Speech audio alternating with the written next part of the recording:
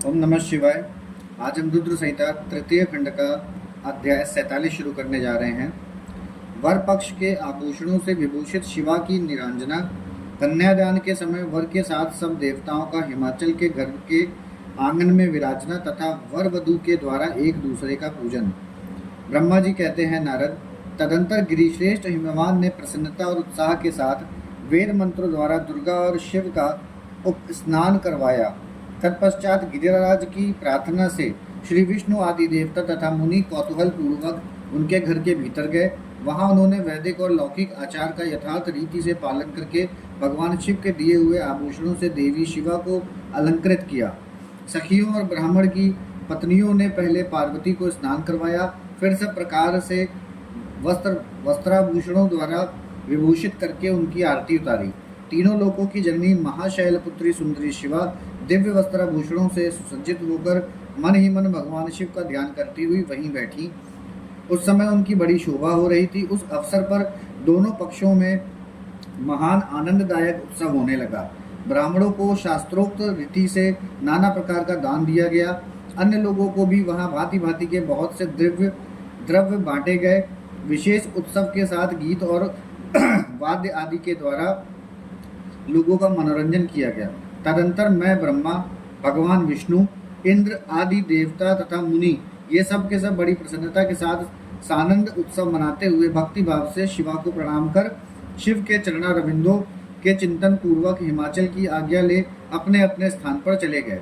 इसके बाद गर्ग ने कन्यादान का समय जान हिमाचल से श्री शंकर तथा बारातियों को बुलाने के लिए कहा।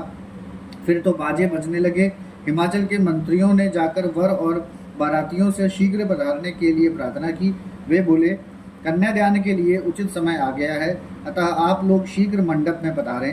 तदंतर भगवान शिव को सुंदर वस्त्राभूषणों से सुसज्जित करके वृषभ की पीठ पर बिठाया गया और जय बोलते हुए सब लोग चले। भगवान शंकर को आगे करके बाजे बजाते और कौतुक करते हुए सब बाराती हिमालय के घर को गए। हिमाचल के भेजे हुए ब्राह्मण तथा श्रेष्ठ पर्वत कौतूहल पूर्वक शंभु के आगे आगे चलते थे। भगवान के मस्तक पर बहुत बड़ा छत्र तना हुआ था। सब ओर से उन्हें चमर डुलाया जाता था तथा वे महेश्वर चंदोवे के नीचे होकर चलते थे। मैं, विष्णु, इंद्र और लोकपाल आगे रहकर उत्तम शोभा से सुशोभित हो रहे थे। उस महान उत्सव के समय शंख, भीरी, पटक, आनक और गौमुख आदि बाजे बारंबार बज रहे थे। इन सबके साथ जगत के एकमात्र जीव बंधु भगवान शिव परमेश्वरोचित तेज से संपन्न हो यात्रा कर रहे थे। उस समय समस्त देवेश्वर उनकी सेवा में उपस्थित हो बड़े हर्षोल्लास के साथ उन पर फूलों की वर्षा करते थे। इस प्रकार पूजित और बहुत सी स्तुतियों द्वारा प्रशंसित हो परमेश्वर शिव ने यज्ञ मंडप में प्रवेश किया। वहां श्रेष्ठ पर्वतों ने शिव को वृषभ से उतारा और महान उत्सव के साथ प्रेम पूर्वक उन्हें घर के भीतर ले गए। हिमालय ने भी घर में आए हुए देवताओं सहित महेश्वर को विधि पूर्वक भक्तिभाव से प्रणाम करके उनकी आरती उतारी। फिर महान उत्सव पूर्वक अपने भाग्य की सराहना करते हुए उन्होंने अन्य समस्त देवताओं और मुनियों को प्रणाम करके उन सबका समादर किया। श्री विष्णु सहित महेश्वर को तथा मुख्य मुख्य देवताओं को पार्थ अर्घ्य देकर हिमालय उन्हें अपने भवन के भीतर ले गए और आंगन में रत्नमय सिंहासनों के ऊपर मुझको, विष्णु को, शंकर जी को तथा अन्य विशिष्ट व्यक्तियों को बिठाया। उस समय मेना ने अपनी सखियों, ब्राह्मण पत्नियों तथा अन्य पुरांधिनियों के साथ आकर सानंद आरती उतारी। कर्म कांड के ज्ञाता पुरोहित महात्मा शंकर के लिए मधुपर्क पूजन आदि जो जो आवश्यक कृत्य थे उन सबको सहर्ष संपन्न किया। फिर मेरे कहने से पुरोहित ने प्रस्ताव के अनुरूप उत्तम मंगलमय कार्य आरंभ किया। इसके बाद हिमालय ने अंतर्वेदी में, जहाँ समस्त आभूषणों से विभूषित उनकी कृशांगी कन्या वेदी के ऊपर विराजमान थी, वहां मेरे और श्री विष्णु के साथ महादेव जी को ले गए। तदंतर बृहस्पति आदि विद्वान बड़े उत्साह से संपन्न हो कन्यादानोचित लग्न की प्रतीक्षा करने लगे। गर्ग ने पुण्यवाचन करते हुए पार्वती जी का अंजलि में चावल भरे और शिव जी के ऊपर अक्षत छोड़ा। परम उदार सुमुखी पार्वती ने दही, अक्षत, कुश और जल से वहां रुद्रदेव का पूजन किया, जिनके लिए शिवा ने बड़ी भारी तपस्या की थी। उन भगवान शिव को बड़े प्रेम से देखती हुई वे वहां अत्यंत शोभा पा रही थी। फिर मेरे और गर्ग आदि मुनियों के कहने से शंभु ने लोकाचारवश शिवा का पूजन किया। इस प्रकार परस्पर पूजन करते हुए वे दोनों जगन में पार्वती परमेश्वर वहां सुशोभित हो रहे थे। त्रिभुवन की शोभा से संपन्न हो परस्पर देखते हुए उन दोनों दंपत्ति की लक्ष्मी आदि देवियों ने विशेष रूप से आरती उतारी। यहाँ पे हमारा अध्याय 47 समाप्त होता है। अब हम अध्याय 48 शुरू कर रहे हैं। शिव पार्वती के विवाह का आरंभ। हिमालय के द्वारा शिव के गोत्र के विषय में प्रश्न होने पर नारद जी के द्वारा उत्तर।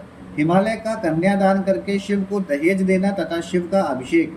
ब्रह्मा जी कहते हैं, नारद, इसी समय वहां गर्गाचार्य से प्रेरित हो मनो सहित मेना सहित हिमवान ने कन्यादान का कार्य आरंभ किया। उस समय वस्त्राभूषणों से विभूषित महाभागा मेना सोने का कलश लिए पति हिमवान के दाहिने भाग में बैठी। तत्पश्चात पुरोहित सहित हर्ष से भरे हुए शैलराज ने पाद्य आदि के द्वारा वर का पूजन करके वस्त्र, चंदन और आभूषणों द्वारा उनका वरण किया। इसके बाद हिमाचल ने ब्राह्मणों से कहा, आप लोग तिथि आदि के कीर्तन पूर्वक कन्यादान के संकल्प वाक्य का प्रयोग बोलें, उसके लिए अवसर आ गया है। वे सब द्विज श्रेष्ठ काल के ज्ञाता थे, अतः तथास्तु कहकर वे सब बड़ी प्रसन्नता के साथ तिथि आदि का कीर्तन करने लगे। तदंतर सुंदर लीला करने वाले परमेश्वर शंभु के द्वारा मन ही मन प्रेरित हो हिमाचल ने प्रसन्नता पूर्वक हंसकर उनसे कहा, शंभु, आप अपने गोत्र का परिचय दें, प्रवर, कुल, नाम, वेद और शाखा का प्रतिपादन करें। अब अधिक समय ना बिताएं। हिमाचल की यह बात सुनकर भगवान शंकर सुमुख होकर भी विमुख हो गए। अशोचनीय होकर भी तत्काल शोचनीय अवस्था में पड़ गए। उस समय श्रेष्ठ देवताओं, मुनियों, गंधर्वों, यक्षों और सिद्धियों ने देखा कि भगवान शिव के मुख से कोई उत्तर नहीं निकल रहा है। नारद, यह देखकर तुम हंसने लगे और महेश्वर का मन ही मन स्मरण करके गिरिराज से यूं बोले। नारद जी ने कहा, पर्वतराज, तुम मूर्ता के वशीभूत होकर कुछ भी नहीं जानते। महेश्वर से क्या कहना चाहिए और क्या नहीं, इसका तुम्हें पता नहीं है। वास्तव में तुम बड़े बहिर्मुख हो। तुमने इस समय साक्षात हर से उनका गोत्र पूछा है और उसे बताने के लिए उन्हें प्रेरित किया है। तुम्हारी यह बात अत्यंत उपहासजनक है। पर्वतराज, इनके गोत्र, कुल और नाम को तो विष्णु और ब्रह्मा आदि भी नहीं जानते, फिर दूसरों की क्या चर्चा है। शैलराज, जिनके एक दिन में करोड़ों ब्रह्माओं का लय होता है, उन्हीं भगवान शंकर को तुमने आज काली के तपोबल से प्रत्यक्ष देखा है। इनका कोई रूप नहीं है। ये प्रकृति से परे निर्गुण परब्रह्म परमात्मा है। निराकार, निर्विकार, मायाधीश एवं परात्पर हैं। गोत्र, कुल और नाम से रहित स्वतंत्र परमेश्वर हैं। साथ ही अपने भक्तों के प्रति बड़े दयालु हैं। भक्तों की इच्छा से ही ये निर्गुण से सगुण हो जाते हैं। निराकार होते हुए भी सुंदर शरीर धारण कर लेते हैं और अनामा होकर भी बहुत से नाम वाले हो जाते हैं। ये गोत्रहीन होकर भी उत्तम गोत्र वाले हैं, कुलहीन होकर भी कुलीन हैं। पार्वती की तपस्या से ही ये आज तुम्हारे जमाता बन गए हैं, इसमें संशय नहीं है। गिरिश्रेष्ठ, इन लीला विहारी परमेश्वर ने चराचर जगत को मोह में डाल रखा है। कोई कितना ही बुद्धिमान क्यों ना हो, वह भगवान शिव को अच्छी तरह नहीं जानता। ब्रह्मा जी कहते हैं, मुने, ऐसा कहकर शिव की इच्छा से कार्य करने वाले तुझ ज्ञानी देवर्षि ने शैलराज को अपनी वाणी से हर्ष प्रदान करते हुए फिर इस प्रकार उत्तर दिया। नारद बोले, शिवा को जन्म देने वाले तात महाशैल, मेरी बात सुनो और उसे सुनकर अपनी पुत्री शंकर जी के हाथ में दे दो। लीला पूर्वक रूप धारण करने वाले सगुण महेश्वर का गोत्र और कुल केवल नाद ही है। इस बात को अच्छी तरह समझ लो। शिव नादमय है और नाद शिवमय है, यह सर्वथा सच्ची बात है। नाद और शिव, इन दोनों में कोई अंतर नहीं है। शैलेंद्र, सृष्टि के समय सबसे पहले लीला के लिए सगुण रूप धारण करने वाले शिव से नाद ही प्रकट हुआ था, अतः वह सबसे उत्कृष्ट है। हिमालय इसलिए मन ही मन सर्वेश्वर शंकर के द्वारा प्रेरित हो मैंने आज अभी वीणा बजाना आरंभ कर दिया था। ब्रह्मा जी कहते हैं, मुने, तुम्हारी यह बात सुनकर गिरिराज हिमालय को संतोष प्राप्त हुआ और उनके मन का सारा विस्मय जाता रहा। तदंतर श्री विष्णु आदि देवता तथा मुनि सबके सब विस्मय रहित हो नारद को साधुवाद देने लगे। महेश्वर की गंभीरता जानकर सभी विद्वान आश्चर्यचकित हो बड़ी प्रसन्नता के साथ परस्पर बोले, अहो, जिनकी आज्ञा से इस विशाल जगत का प्रकाट्य हुआ है, जो परात्पर तर आत्मबोध स्वरूप स्वतंत्र लीला करने वाले तथा उत्तम भाव से ही जानने योग्य हैं, उन त्रिलोकनाथ भगवान शंभु का आज हम लोगों ने भलीभांति दर्शन किया है। तदंतर हिमालय ने विधि के द्वारा प्रेरित हो भगवान शिव को अपनी कन्या का दान कर दिया। कन्यादान करते समय वे बोले, इमाम कन्याम तुभ्यम तुभ्यम तुभ्यम ददामि परमेश्वर भार्यार्थम परिग्रहणीष्व प्रसीद सकलेश्वर। परमेश्वर, मैं अपनी यह कन्या आपको देता हूँ, आप इसे अपनी पत्नी बनाने के लिए ग्रहण करें। सर्वेश्वर, इस कन्यादान से आप संतुष्ट हों। इस मंत्र का उच्चारण करके हिमाचल ने अपनी पुत्री त्रिलोक जननी पार्वती को उन महान देवता रुद्र के हाथ में दे दिया। इस प्रकार शिवा का हाथ शिव के हाथ में रखकर शैलराज मन ही मन बड़े प्रसन्न हुए। उस समय वे अपने मनोरथ के महासागर को पार कर गए थे। परमेश्वर महादेव जी ने प्रसन्न हो वेद मंत्र के उच्चारण पूर्वक गिरिराज के कर कमल को शीघ्र अपने हाथों में ले लिया। उन्हें लोकचार के पालन की आवश्यकता को दिखाते हुए उन भगवान शंकर ने पृथ्वी का स्पर्श करके कोदात इत्यादि रूप से काम संबंधी मंत्र का पाठ किया।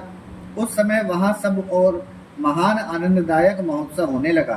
पृथ्वी पर, अंतरिक्ष में तथा स्वर्ग में भी जय जयकार का शब्द गूंजने लगा। सब लोग अत्यंत हर्ष से भरकर साधुवाद देने और नमस्कार करने लगे। गंधर्वगण प्रेम पूर्वक गाने लगे और अप्सराएं नृत्य करने लगी। हिमाचल के नगर के लोग भी अपने मन में परम आनंद का अनुभव करने लगे। उस समय महान उत्सव के साथ परम मंगल मनाया जाने लगा। मैं विष्णु, इंद्र, देवता तथा संपूर्ण मुनि हर्ष से भर गए। हम सबके मुखारविंद प्रसन्नता से खिल उठे। तदंतर शैलराज हिमाचल ने अत्यंत प्रसन्न हो शिव के लिए कन्यादान की यथोचित सांगता प्रदान की। तत्पश्चात उनके बंधुजनों ने भक्ति पूर्वक शिवा का पूजन करके नाना विधि विधान से भगवान शिव की को उत्तम द्रव्य समर्पित किया। हिमालय ने दहेज में अनेक प्रकार के द्रव्य, रत्न, पात्र एवं लाख सुसज्जित गौएं, 1,00,000 सजे सजाए घोड़े, करोड़ हाथी और उतने ही सुवर्ण जटित रथ आदि वस्तुएं दी। इस प्रकार परमात्मा शिव को विधिपूर्वक अपनी पुत्री कल्याणमयी पार्वती का दान करके हिमालय कृतार्थ हो गए। इसके बाद शैलराज ने यजुर्वेद की माध्यन्दिनी शाखा में वर्णित स्तोत्र के द्वारा दोनों हाथ जोड़ प्रसन्नता पूर्वक उत्तम वाणी में परमेश्वर शिव की स्तुति की। तत्पश्चात वेदवेत्ता हिमाचल के आज्ञा देने पर मुनियों ने बड़े उत्साह के साथ शिवा के सिर पर अभिषेक किया और महादेव जी का नाम लेकर उस अभिषेक की विधि पूरी की। मुने, उस समय बड़ा आनंददायक महोत्सव हो रहा था। यहाँ हमारा अध्याय 48 समाप्त होता है। ओम नमः शिवाय।